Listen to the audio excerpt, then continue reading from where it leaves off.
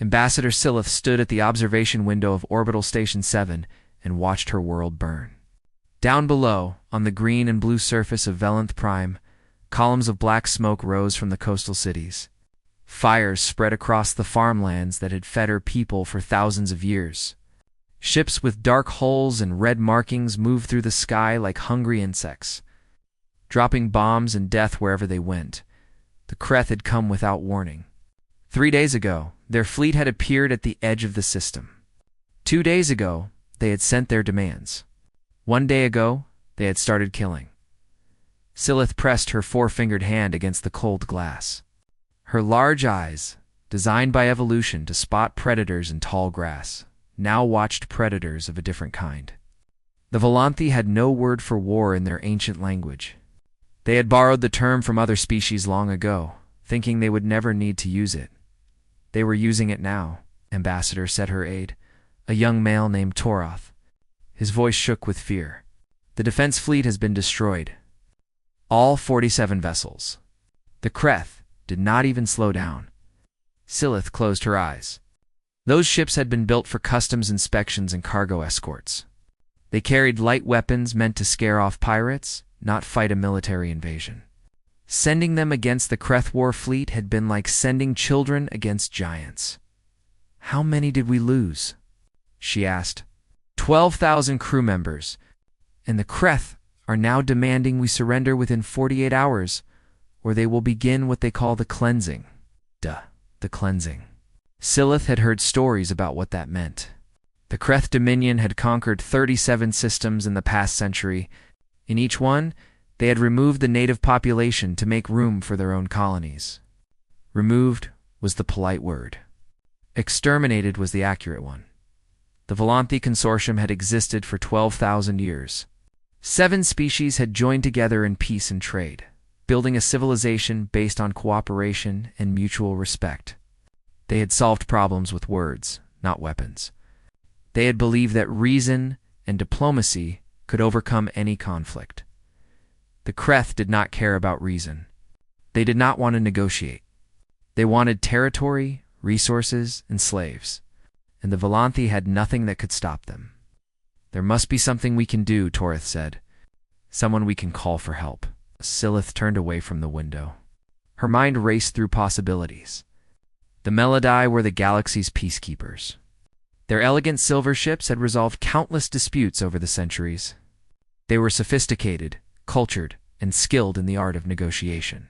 Surely they would come. But the Melodai were far away. Their nearest diplomatic vessel was weeks distant. And even if they came, what could they do? The Kreth did not respond to words. They responded to force, and the Melodai had no force to offer. Still, there was one option left. One desperate measure that the consortium had used only twice in its entire history. "The emergency beacon," Silith whispered. Toroth's eyes widened. "Ambassador, that broadcasts on all frequencies?" "To everyone. We do not know who might answer. We know who will answer.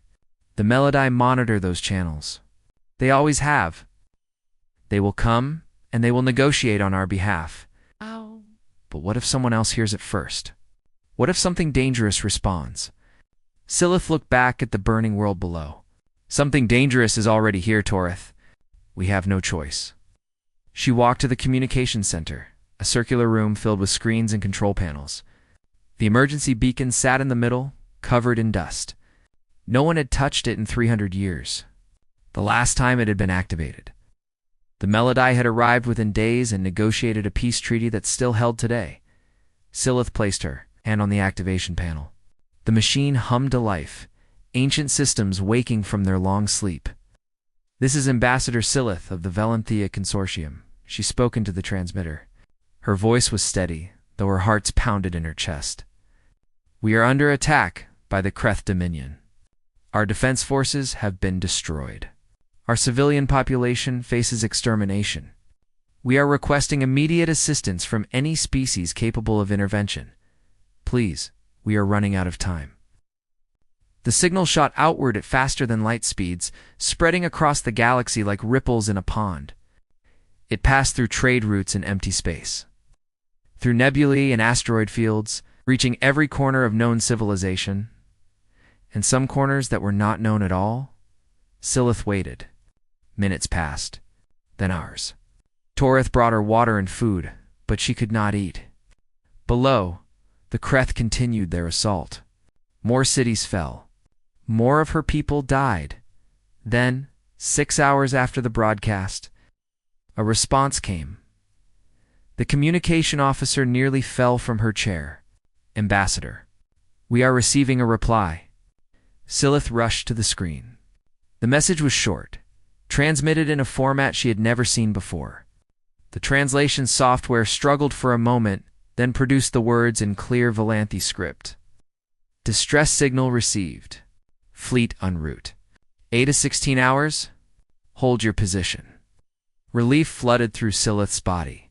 She clutched the console for support. The Melody, she breathed. They came. They actually came. Torith read the message again. Ambassador, this transmission format is unusual. It does not match Melody communication protocols. It does not matter. Help is coming. 16 hours?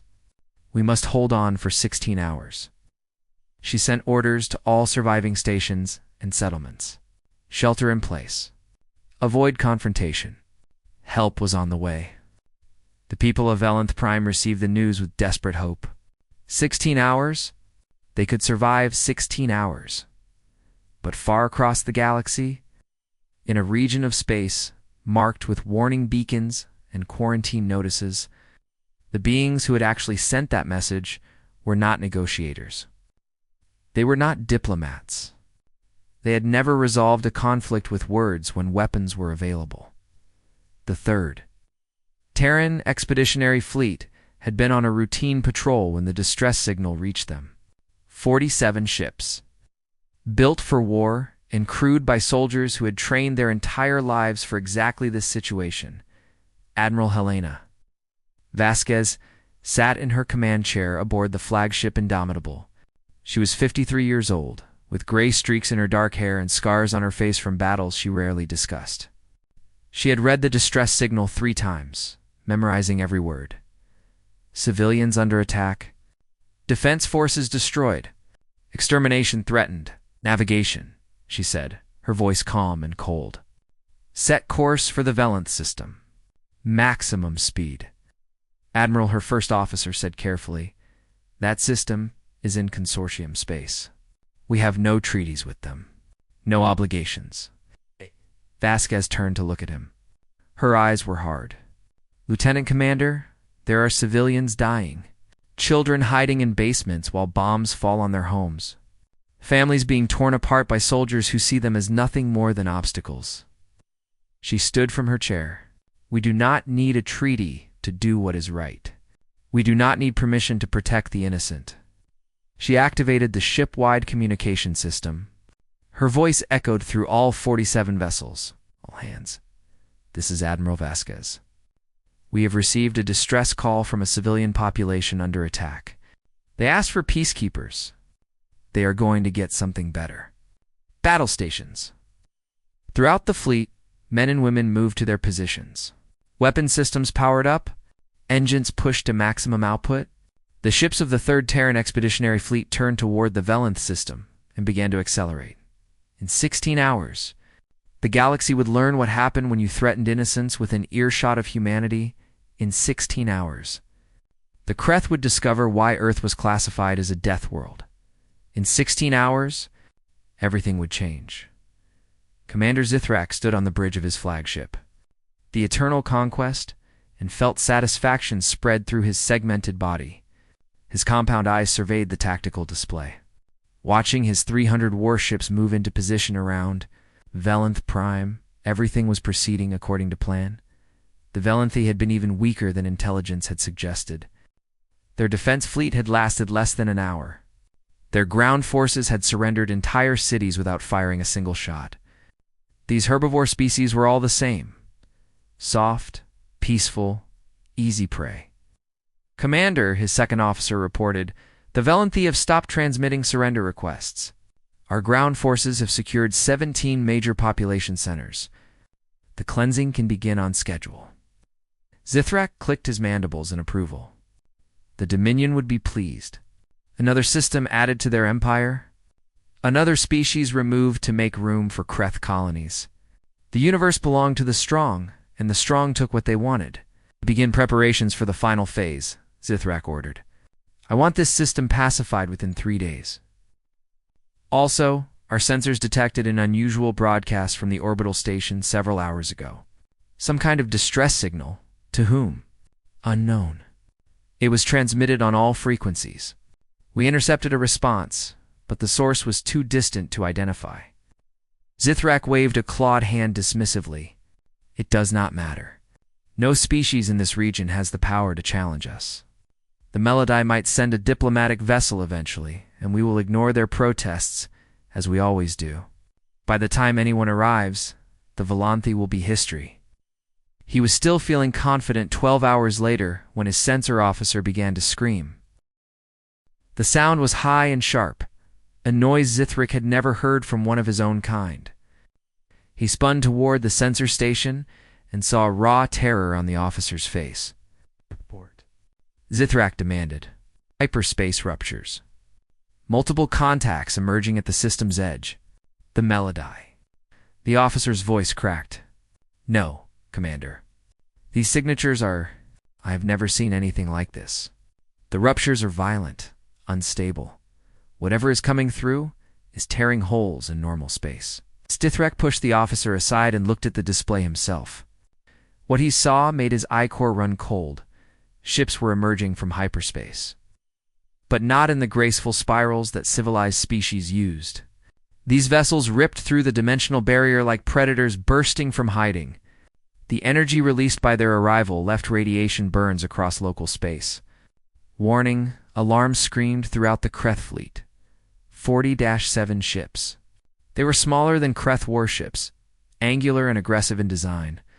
Their hulls were dark, covered in strange markings and what appeared to be battle damage. They emerged already in attack formation. Weapons systems active, shields raised, unknown vessels. Zithrak broadcast on the standard communication frequency. Identify yourselves immediately. For a long moment, there was silence. Then a response came, transmitted on all channels simultaneously. The voice was female, calm, and cold as the void between stars. This is Admiral Helena.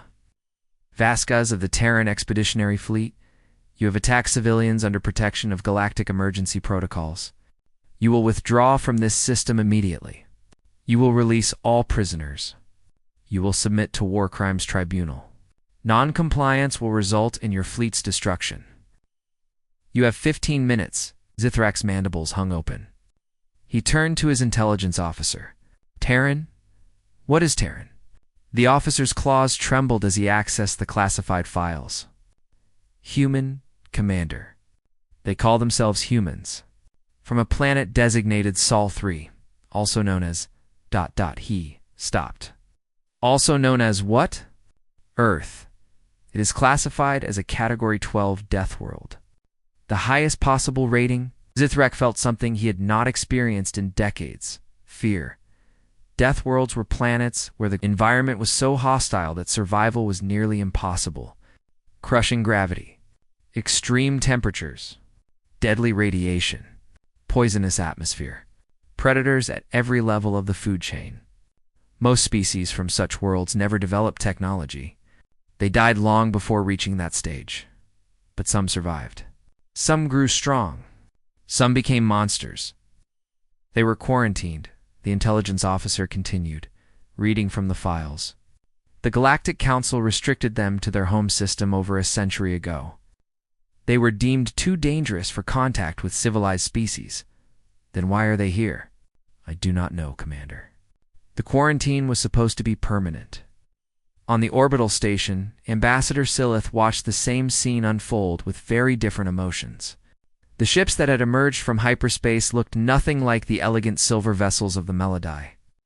They were brutal, functional, designed with no concern for beauty. They looked like weapons given form. Ow. These are not peacekeepers, Torith whispered beside her. These are warships. Silith pulled up every file she could find on the newcomers. The information was scarce and frightening. Humans, Deathworlders, quarantined for the safety of the galaxy. Aggressive, territorial, and equipped with weapons that other species considered barbaric. What have we done? She breathed. We called for help, and we summoned something worse than the Kreth. But even as she spoke, the human admiral's words echoed in her mind. Withdraw, release prisoners. War Crimes Tribunal? Those were not the words of mindless monsters. Those were the words of beings who understood law, justice, and the protection of innocence. Back on the Eternal Conquest, Zithrak faced a decision. His fleet outnumbered the humans nearly 7-1. The Dominion had never retreated from battle. His superiors would execute him if he withdrew without fighting. They are bluffing, his second officer insisted. 47 ships cannot defeat 300. This is intimidation, nothing more. Zithrak wanted to believe that. He needed to believe that. Launch a fighter wing, he ordered. 50 craft. Let us test these Deathworlders and see if they have any real strength. The fighters launched from his carrier ships, sleek and fast, armed with plasma cannons and guided missiles. They accelerated toward the human fleet in perfect formation, ready to demonstrate Kreth military superiority. What happened next would be studied in military academies across the galaxy for centuries. The human ships moved. Not gracefully, not elegantly, but with terrifying speed and precision. They performed maneuvers that should have killed their crews instantly. Turns at angles that would crush any normal species. Accelerations that would turn flesh to paste against bulkheads, but humans were not normal. They came from a world with gravity 30% higher than galactic standard. Their bodies were dense, resilient, capable of surviving forces that would destroy other beings. The human weapons fired. Not the refined energy beams of civilized warfare, but crude, devastating kinetic projectiles and explosive warheads. The Kreth fighters never had a chance. 43 seconds after the engagement began, all 50 craft were expanding clouds of debris. Admiral Vasquez's voice returned to the communication channel. Her tone had not changed at all. 12 minutes remaining. Commander Zithrak stared at his display. 50 fighters. Gone in less than a minute. The humans had not lost a single ship. They had not even slowed down, Commander, his second officer, said, his earlier confidence completely gone. What do we do? Zithrak thought of his superiors and their punishments for failure. He thought of his pride and his honor. He thought of the 300 ships under his command, and the soldiers who trusted him to lead them to victory. Then he thought of what he had just witnessed, and he made his decision. All ships, he commanded, prepare for combat. We will not retreat. We will not surrender. We are the Kreth Dominion, and we do not fear death. He did not realize that he had just condemned most of his fleet to exactly that. On the orbital station, Silith watched the Kreth fighters die and felt her fear transform into something else. Something that felt almost like hope, maybe, she thought. They sent exactly what we needed. Ambassador Silith needed answers.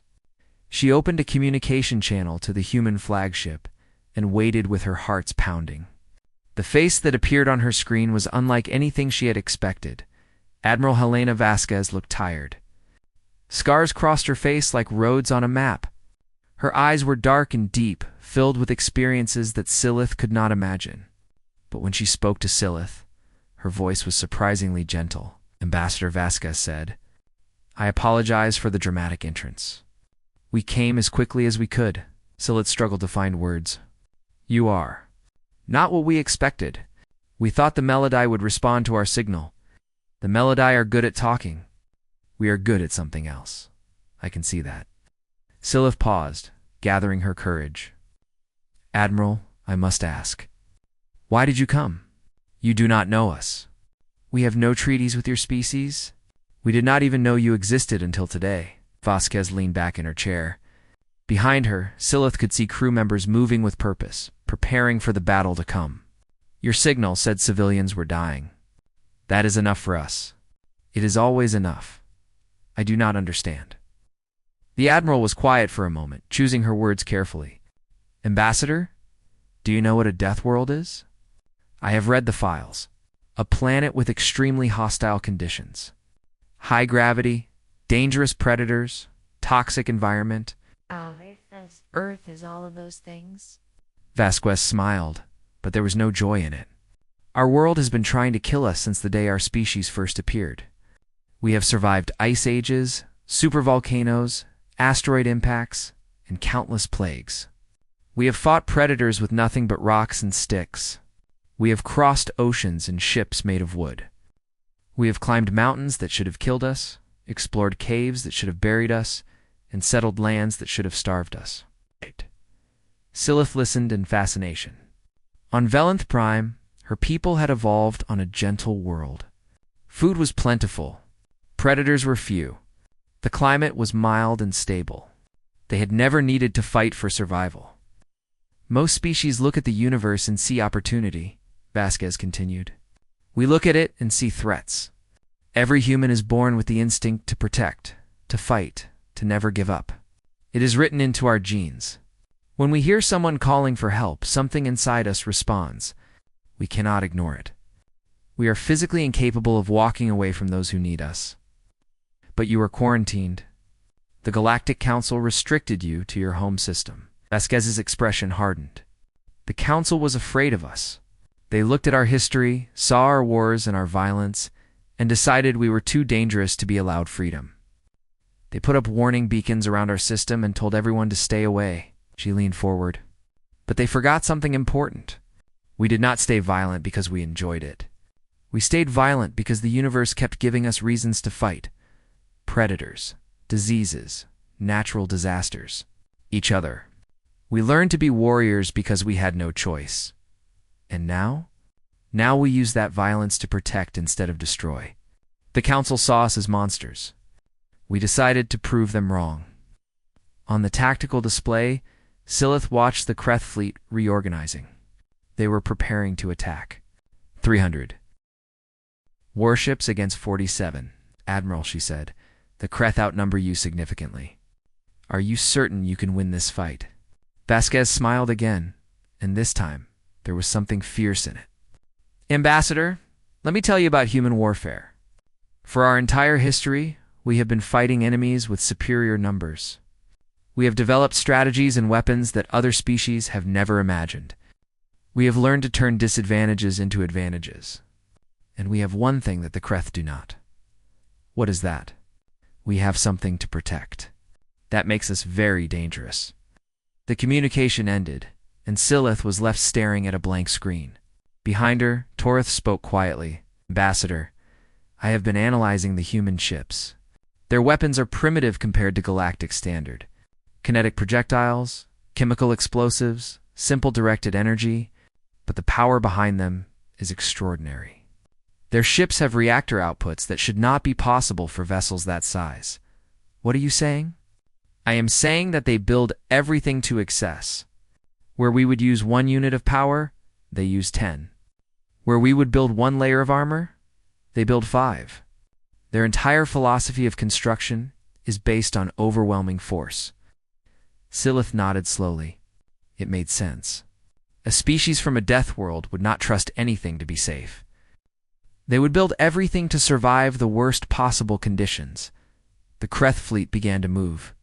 Commander Zithrak had made his decision. Pride and fear of his superiors had overcome common sense. He was going to fight. Admiral Vasquez watched the enemy approach on her own display. Around her, the bridge crew worked in focused silence. They had done this before. They had trained for this moment their entire lives. All ships, she announced over the fleet communication channel.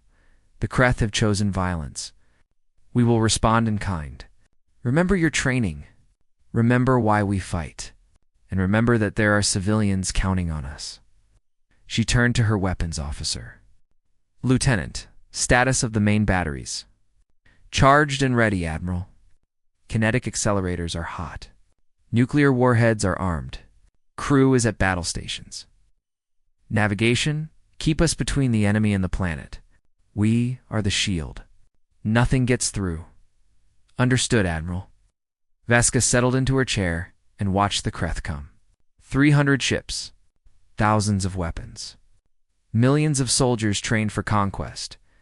They thought they were facing an inferior force. They thought numbers would win this battle. They were about to learn the most important lesson in galactic history. Never threaten innocents in front of humans. The first Kreth attack came in waves. 50 ships at a time, firing everything they had at the human formation. Plasma bolts and guided missiles streaked through space. The void lit up with weapons fire. The human ships responded with precision that seemed impossible. They did not waste ammunition. They did not fire blindly. Every shot was calculated, aimed at critical systems, engines, weapons, shield generators. The Kreth ships did not explode dramatically. They simply stopped working, dead in space, crews helpless. Disabled, do not destroy, Vasquez ordered. We want prisoners. We want witnesses. The battle had barely begun, and already the Kreth were losing ships faster than they could process. Their tactics were designed for opponents who fought like them, who valued honor and direct confrontation. The humans fought like predators, striking at weaknesses, coordinating attacks, adapting to every Kreth response. Ambassador Silith watched from the orbital station with growing amazement. The humans were not just winning. They were dominating. A force outnumbered nearly 7-1 was systematically dismantling the largest military fleet in the sector. This is not possible, Torth whispered. No species fights like this. Silith remembered what Admiral Vasquez had told her. Humans looked at the universe and saw threats. They had spent their entire existence preparing for exactly this kind of fight. The Volanthe called for peacekeepers and received warriors. But as she watched the humans protect her world with everything they had, Silith began to understand that sometimes warriors were exactly what peace required. Commander. Sithrak watched his fleet die and could not understand what was happening. His ships outnumbered the humans 7-1. His weapons were advanced, his crews well-trained, his tactics proven over decades of conquest. Yet in the first 3 minutes of battle, he had lost 47 vessels, the same number as the entire human fleet. Concentrate fire on their flagship, he screamed. All batteries, focus on the lead vessel. 200 Kreth ships turned their weapons toward the Indomitable. Plasma bolts, guided missiles, and energy beams converged on a single point. The space around the human flagship became a storm of destruction. The Indomitable did not retreat. It did not even slow down. Its shields absorbed the barrage with impossible efficiency, and its return fire was devastating. 3 Kreth cruisers vanished in explosions of light. 2 more lost power and drifted, helpless. How? Zithrak demanded. How are they doing this? His tactical officer answered with a trembling voice. Their defensive systems are adaptive, Commander. Every time we fire, they adjust their shields to counter our specific weapons. And their targeting. It is predictive. They know where our ships will be before we move. Zithrak slammed his claw against the console. The Kreth had conquered 37 systems because they overwhelmed their enemies with numbers and firepower. No one had ever adapted to them. No one had ever predicted their movements. The humans were fighting a different kind of war, one the Kreth had never encountered. Admiral Vasquez stood on the bridge of the Indomitable with perfect calm. Around her, crew members called out status reports and damage assessments. The battle was intense, but it was going exactly as planned. Carrier group, launch boarding parties, she ordered. Target the command ships. I want their officers alive. Boarding parties? Her first officer looked surprised. We are in the middle of a fleet engagement, Admiral. The Kreth fight for conquest. They have no experience with an enemy who fights for justice. When their soldiers see our Marines coming for them, they will panic. Fear spreads faster than plasma fire. She was right. The first human assault shuttles cut through the battle like knives, dodging weapons fire with maneuvers that should have been impossible. They attached to Kreth warships and burned through the holes in seconds. Then the Marines went inside. The Kreth had never faced humans in close combat. They were about to receive an education on the cruiser Burning Victory. Sub-Commander Keleth gathered his soldiers to repel boarders. His warriors were elite, trained since hatching for battle. They carried plasma rifles and molecular blades. They wore armor that could stop most projectiles. The humans wore heavier armor, carried larger weapons, and moved with terrifying speed. The first Marine through the breach was a woman half the size of a Kreth soldier. She killed 3 warriors before anyone could react. Keleth fired his plasma rifle. The human dodged, her body twisting in ways his eyes could barely follow. Then she was in front of him. Something hit his chest so hard that his armor cracked. When he woke up, he was restrained, surrounded by human soldiers.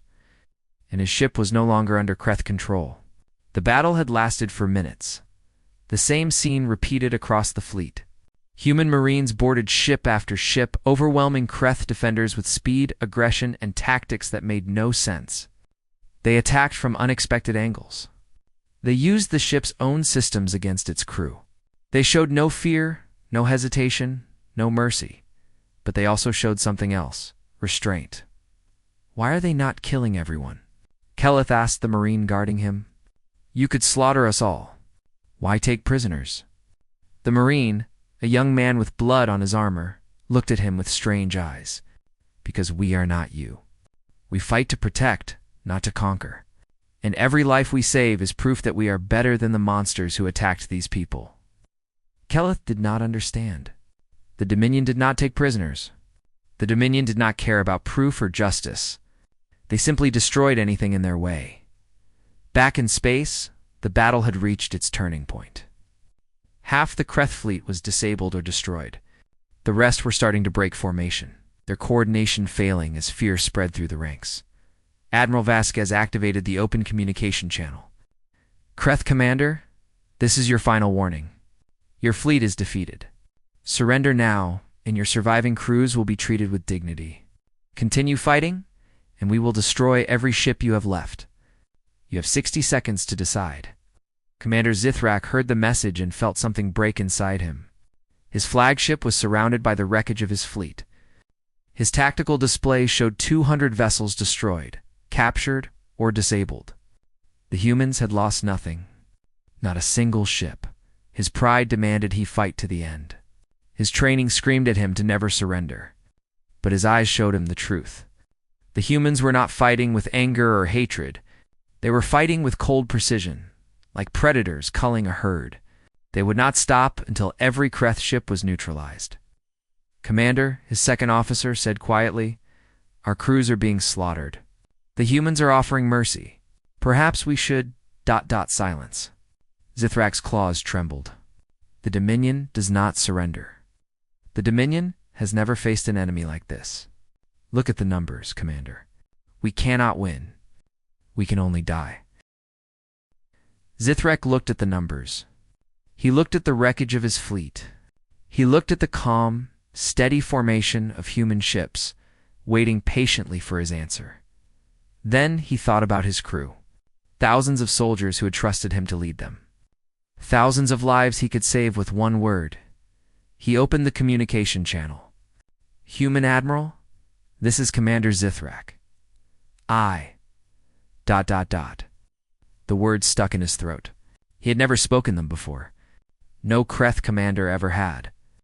I surrender my fleet. On the orbital station, Ambassador Silith collapsed into her chair. Tears streamed down her face. Around her, staff members cheered and embraced. The battle was over. The Kreth had surrendered.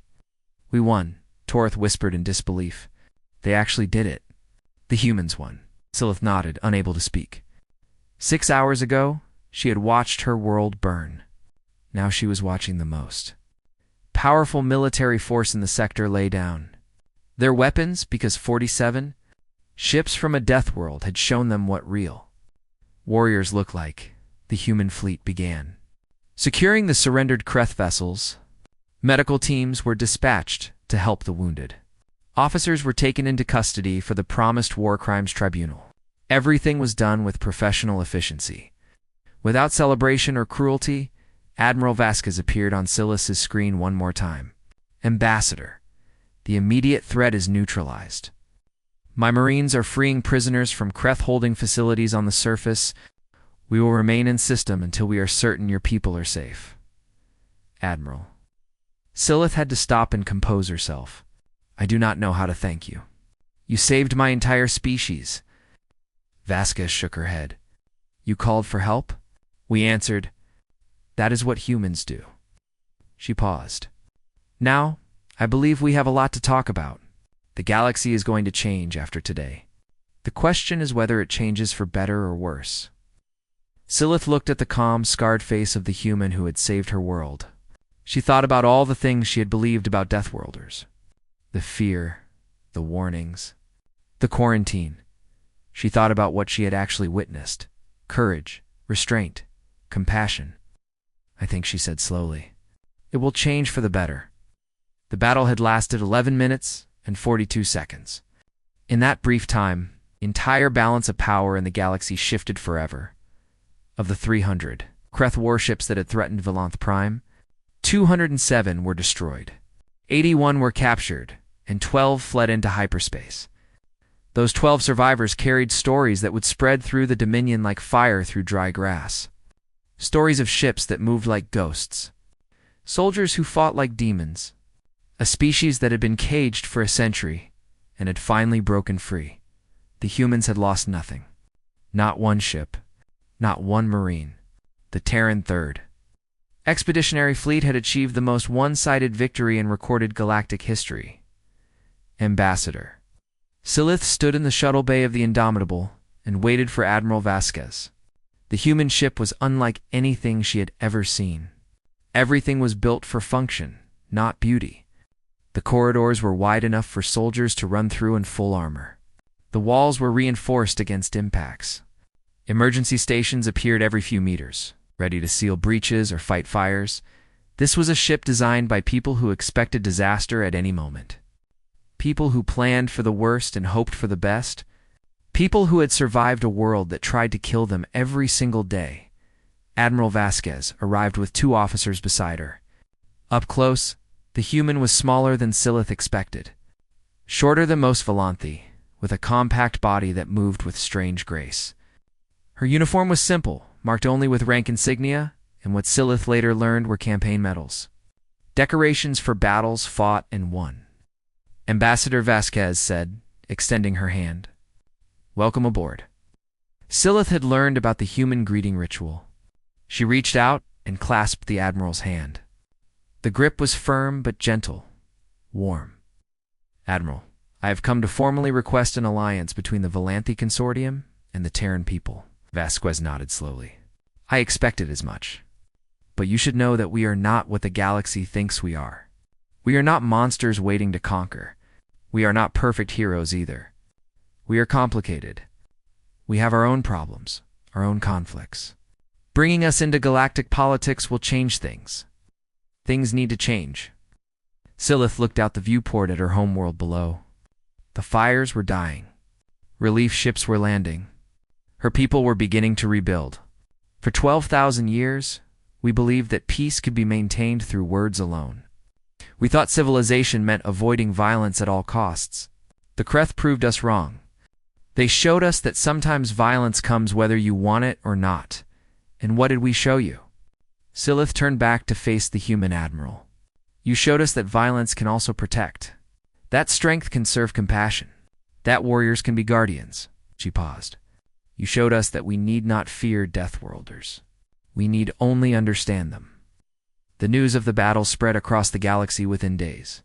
Communications networks carried images of the human fleet emerging from hyperspace. Analysis programs tried to understand how 47 ships had defeated 300. Military commanders studied the tactics, the weapons, the impossible maneuvers, and everywhere people asked the same question. What happens now? The Kreth Dominion had been the most aggressive military power in the known galaxy. They had conquered 37 systems without serious opposition. Now their expansion stopped completely. Commanders refused to attack any system that might summon human defenders. The Dominion's government issued new orders, forbidding any action that could be interpreted as threatening civilians. For the first time in history, the Kreth were afraid. Other species reacted differently. The Valanthi Consortium formally allied with humanity within a month. 3 other nations followed within a year. Species that had lived in fear of stronger neighbors suddenly found themselves protected by something the bullies could not defeat. The Melody, the galaxy's self-appointed peacekeepers, were not pleased. A representative arrived at Earth 3 months after the battle. She was tall, silver-skinned, and spoke with the careful precision of someone who had spent centuries practicing diplomacy. "You have disrupted 12,000 years of careful balance," she accused the human ambassador. "The Galactic Council maintained peace through negotiation and compromise. Now, you have introduced raw force into the equation." Ambassador James Chen smiled. He was younger than Admiral Vasquez, but his eyes held similar hardness. "Your balance let the strong prey on the weak. The Kreth conquered 37 systems while you negotiated. Millions died while you compromised. That is not peace. That is managed cruelty, and your solution is war. Our solution is protection. We do not attack those who leave others alone. We do not conquer or colonize. We simply respond when innocents call for help." Chen leaned forward. "The galaxy had 12,000 years of your peace. How many species went extinct during that time? How many civilizations were erased because you refused to fight for them?" The Melody representative had no answer. On Velenth Prime, a new holiday was established. Arrival Day, they called it. A celebration of the moment when everything changed.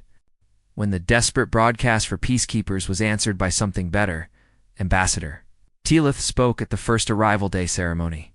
She stood before millions of her people in a city that had been burning just 1 year before. "We called for those who would keep peace through words," she said. "The universe sent us those who would make peace through will. We wanted negotiators. We asked for diplomats. We hoped for sophisticated beings who would solve our problems with careful discussion." She paused and looked up at the sky, where human ships still patrolled. "Instead, we got family," a crowd cheered. The sound echoed across the continent and into space. Where the crew of the Indomitable listened with quiet pride, Admiral Vasquez stood on the observation deck and watched the celebration below. In her hand, she held a datapad with 3 new messages. 3 more distress signals from 3 different systems. An agricultural colony threatened by pirates. A research station under attack by unknown hostiles. A passenger vessel stranded in hostile territory. Her first officer approached. "Admiral, orders." Vasquez read each message carefully. Civilians in danger. People calling for help. The same situation that had brought them here 1 year ago. Plot courses for all 3 locations, she said. "We will split the fleet. Task Force Alpha takes the colony. Bravo handles the research station. Charlie responds to the passenger vessel. Admiral, we cannot protect everyone. We are only 1 fleet." Vasquez smiled. "Then we will have to build more fleets. The galaxy is finally learning that we exist. That we will come when called. That we will never stop fighting for those who cannot fight for themselves." She turned to face her officer. "This is just the beginning. Today we saved 1 world. Tomorrow we might save 12. And eventually, the predators of this galaxy will learn something important." "What is that, Admiral?" "That they are not the apex predators anymore. We are." The 3rd Terran Expeditionary Fleet jumped to hyperspace, leaving behind a world forever changed. Across the galaxy, species that had lived in fear began to hope. Species that had preyed on the weak began to worry. And humanity, once quarantined and forgotten, took its first steps toward becoming the galaxy's greatest protectors.